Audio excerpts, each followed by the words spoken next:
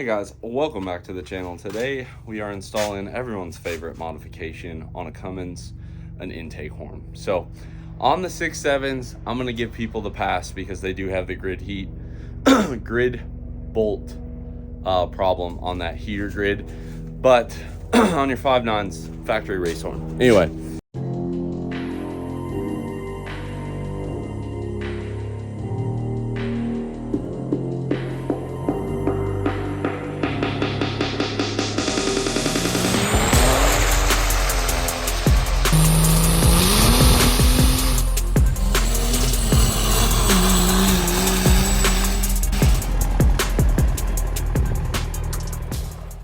All right, after that helicopter interrupted us, this is our test subject, a 2020 6.7 standard output Cummins. Unsure on the mileage on it. I would say, I don't know, maybe 100,000. We'll look later. But this is the product we're after. Now, this gentleman is registered in California, wants to abide by the law. Good for him. He has the dealer installed CP3 kit, and then everything else is stock on this truck. So we're gonna give it a once over for him, kind of double check some stuff, see if there's any other things as per his request. But we have just my absolute favorite part in the whole world here. We have a Banks grid heater intake horn delete. So I'm gonna go ahead, get this unboxed, and we'll look at it. Which, seriously, this product will expose you to performance known by the state of California to cause winning. This product was paid for and handwritten through the California carve, i.e. we paid to play. Anyway, over here, let's get into the meat and potatoes here. We have the plate gasket, which they do include the nice MLS gasket, the intake air temp or the charge air temp, the sensor that goes right here. Normally on a 6.7, it's like comes in from the side on the later models. An extension harness for that. We have the grid heater relocation, which installs right here, I believe. Yeah, right here on the thing. We have to swap over his throttle valve here. It includes all the gaskets, this swanky heat shield here, plus 5 horsepower, and then the fuel line for the different intake horn, and a bunch of gaskets, bolts, hardware. Pretty straightforward on this. This gentleman is going to be using this. I just chuckle at this part because how many thousands and thousands and tens of thousands got sold without this port? No one will ever know. But pretty straightforward on this. All you do, you don't take the EGR tube all the way off. You loosen it over there. Take the bolt right there out. Loosen this clamp. Pull the EGR assembly off. Obviously unplug a couple things. And we're gonna attack the intake horn. Once we get the intake horn off, we will do the rail. Easiest way to do it. On the 5th gens, unfortunately, I just usually pull the rail, it's faster. We'll bust this intercooler boot off here. But I just wanted to get this intro clip shot for you guys. This truck just got driven here, super hot. So we'll do this later tonight. I'll make sure I get some good lighting, so we'll let that cool off. Finish the wife's 2.5-inch Terraflex lift kit. Comes with their track bar. We didn't do the relocation on this one because she's running 33s. We didn't have to do a bunch of the bump stop work. We did opt for the longer rear control arms, and we got about 3 1/8 of an inch. They say they settle about 1/4 inch, so this lift kit on hers ultimately got us about 2 3/4 of an inch of lift, but it looks pretty cool. We took it off-roading yesterday just by our house real quick. It performs about as good as you'd think a lifted Jeep would perform. Went over everything fine. And with the 8-speed and the 2-liter turbo, can't really tell that we lost any power. I'm sure we did, but it doesn't feel like it. And then we got the quick disconnect front sway bars for all that mall crawling we do. What a unit. And then this guy's done. We're waiting on coolant. It got shown up today. Done. Fleece cheetah, emissions on. Peep that tailpipe. Look at that. Emissions on. He's done, ready to go. So I tell you what, for being part-time, we stay busy.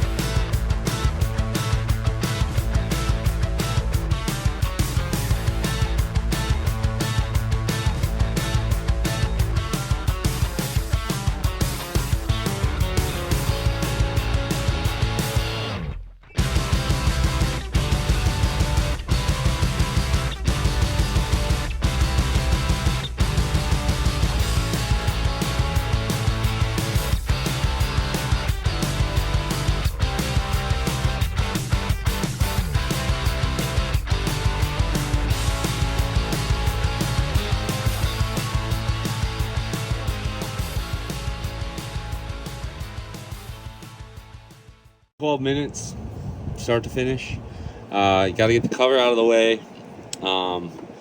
We got the intake horn, then you start to disassemble the harnesses. The 5th gens have these extra double lock tabs.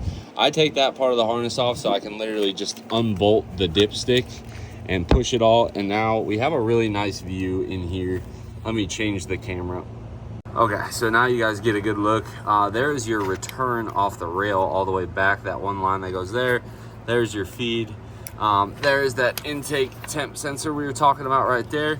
And then this is your new rail pressure sensor here. And then at the very back, it's hard to tell, but there's actually another plug at the back of this rail that deals with how it relieves the pressure. But as I was saying, very interesting design how the 5th gens are. We might get a little better look at it as I go in, but even the lines are different on the 5th gen Rams if you look than their predecessor. And here is the grid. As you can see on his wiggle test, his is still in good shape. His grid heater, honestly, for being a 5th gen emissions on, this doesn't look terrible, but I've seen it where these things get so gunked up. Now I just got to get this played out, which easier said than done. I'm gonna just take all the lines off. I don't normally do that. Normally I sneak this all out. However, for the good of the tube here, I'm gonna go ahead and just pull it apart the way most of you guys would do it. It's easier to explain. Once it's apart, you guys will see. Basically, if you crack all the injection lines loose, okay, take the bolts off, you can actually lift this rail up. There's enough slop as the rail is sitting there to slide the plates in and out, but I'll do it right. I'll do it right for you guys, you know, just out here sacrificing. Normally, this job start to finish, assuming nothing's broken, bent, stuff like that, about an hour and a half, maybe 2 hours. So not terrible. If it's your first time, this might take you some time. Not gonna lie to you, but it's doable in your driveway. Rather than bore you with the exact same camera footage, you guys kind of get the gist here. This is your number 6 line, okay? There's enough slack. I'm pulling with one finger. Take all the other 5 off, or actually take 4 all the way off. 5, just crack it free and spin it up like this. 6 you can leave on. Take your feed line off and you can literally lift the rail up just enough to slide this whole thing out. Very hard to do and film all one-handed, but you guys kind of get the gist there. There's the plate. I'm gonna have to probably take this line. The 5th gens have a super sweet extra support right there that we're probably gonna have to take off, but slides right out. Not too bad. There you go. You guys see the rail hanging there? No, this isn't gonna damage. I wouldn't lean on it, but there she is. We're gonna get this cleaned up a little bit. I just use a little brake clean on a microfiber, kind of wipe it out the best you can. You know, if this guy's EGR was coming off, we'd do it a little different, but we'll leave it. Here is the infamous grid heater bolt, as you can see, still intact. And there she is, out. About 30 minutes in. Okay, working back on this. I cleaned it out, got it thrown in there. Wasn't too bad. I did forget one step. I apologize, guys. We got to pull the valve cover, upper valve cover off, pull this bracket out, and then loosen the P-clamp bolt, which is right here. My bad. So I'm gonna set you guys back up on the time lapse. We're gonna torque all of the rail hold down stuff to, I think it's 18 foot-pounds. Put our lines back on, pop this cover off, and just kind of slowly make our way, but it's really not that bad. I'm gonna get you guys set back up here, and let's get to work.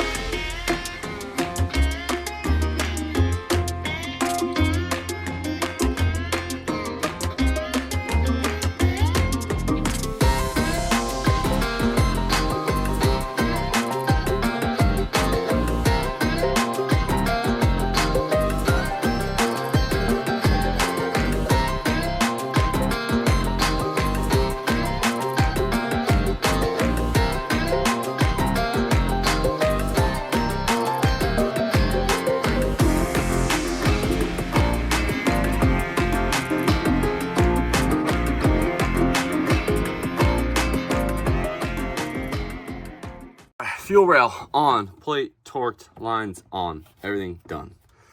Now we gotta swap the horn. We gotta take the throttle valve out, not too hard. 4 bolts. Be careful, these bolts do break, and it sucks when they do, but we'll deal with it. Here's our Banks parts kit. We got our throttle valve off. I did forget to swap the map over, so we gotta put the map in there. Trying to think here what we're gonna do on this. I don't know. We'll figure it out. No, I'm just kidding, guys. We're gonna move some sensors around, and basically I'm gonna snap my fingers, get this all done, and we'll go over it. But we got our boost ports here, we got a plug. These ports here, we got a plug. This is the map sensor. This is your EGR. This is your grid heater. This is your oil extension, or excuse me, dipstick. And yeah, get it put together here nice and slow. Somewhere along the way, the phone overheated, is what it is. That's on, torqued, all our plugs are in. I do super glue this gasket down and then just let it set up. That way you're not trying to fight it, line it up, everything else while you're in the truck, kind of a pain. And we went through, oh God, I'm sure that was important. Yikes. To the land of the lost. Oh, just a washer, okay. Not a big deal. All right. I want to say I've consulted Banks instruction manual here. They want you to do the rail like way too hard. There's a bungee cord involved. Not very engineered, if you ask me. So do with that as your own risk. I don't like putting the EGR on like they tell you to on the bench. I like doing it in the truck. So tomato, I guess. But what I'm gonna do is put the horn on and get these 2 outer bolts here started. Trying to get it centered. Then we'll fist fight this middle bolt. I absolutely love it. And continue on with the process. But once I get the horn on, I'll set you guys back up. I'm gonna be fighting it, and it's not very cool on camera. This video has really gone downhill. I was just like, oh crap, I stopped filming. But we got this on. It's just, no matter how you slice this sound deadening / vibration dampening, it's just a pain. If we're being honest with each other. We're just kind of slowly hooking this harness back up. Again, you don't have to disconnect this part, but it takes about, I don't know, a couple minutes, and it makes life, oh, see, look at that, I already screwed myself. It makes life so much easier because you have just a lot more room to work with all the cables and whatnot. I don't know, to each their own, I suppose. But we're getting all his mission stuff plugged back in here. All of his tamper-proof ones. So these, I thought originally they were like warranty voiders. They're just a secondary latch. If you guys see here, let me hook this one up. All right, like that. And you come here, and you just snap them. So you pry them off from the back here, and they pry off. But we got his injector harness hooked back up. We got the extension harness for his intake air temp right here. You feed that through so the heat shield could go back on, or sound deadening vibration. This wire here is for his EGR temp. And then this is obviously his grid heater wire. We got his intercooler boot back on. We gotta obviously put his EGR on. And then basically Banks has you clock this pipe. We might have to take it off, but either way, you take this pipe and you clock it. Yeah, I'm gonna have to take it off because it fell down, but either way, not that big of a deal. Pretty easy. Honestly, getting it apart, in my opinion, is the hardest part. Like anything, I feel like on these trucks, disassembly takes the longest, but we should be able to rock this. Nope, that's too much pressure. Well, you get the gist. I'm gonna get you guys set up while I'm out the EGR. It's just hard. It really is kind of hard to get a camera in there anyway. It's a bad angle, but a little common sense goes a long way on this install.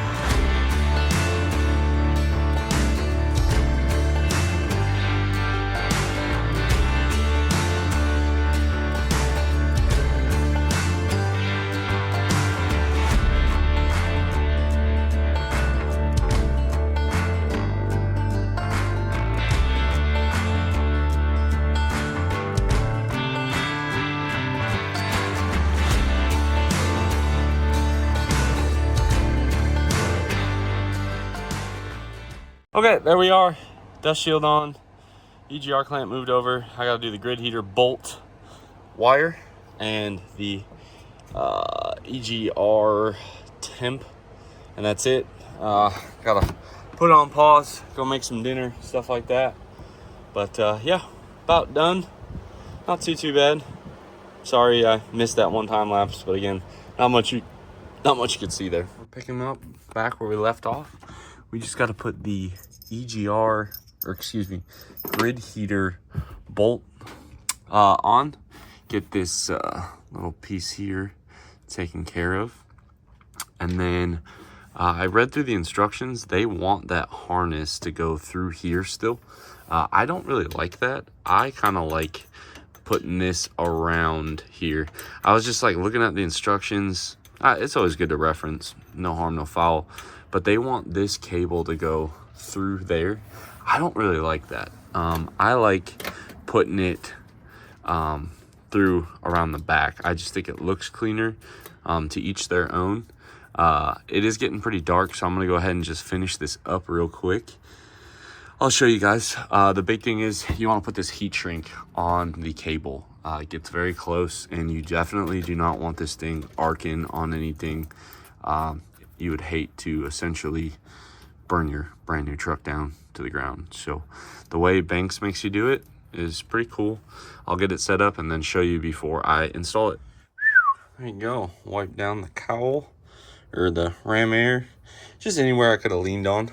Wiped off his tip-em. Got his batteries hooked back up, wiped the banks off, wiped my hands off. Looking clean. I'm gonna do a once over for this guy. First thing, coolant's low. Interesting, but I digress. And we're gonna go look under the truck, oil leaks, U-joints, you know, the whole thing. But there you have it, fully installed. I'll let you guys hear the first fire. But all in all, not bad.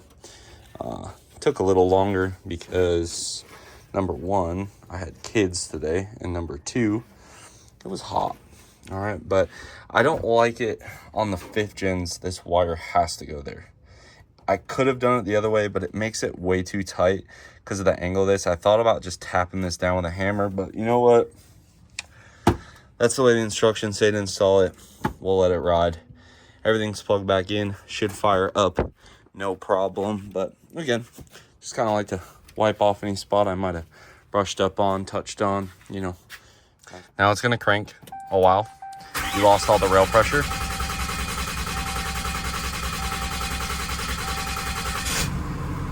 That's normal. Remember, we drained the rail. But there you have it. Not exactly sure why every light on the dashboard is on, but no, I'm just kidding. Oh, TPMS. Hood popped. Trying to figure out why his amp research steps don't work, but that'll be a problem for later, I suppose. There you have it.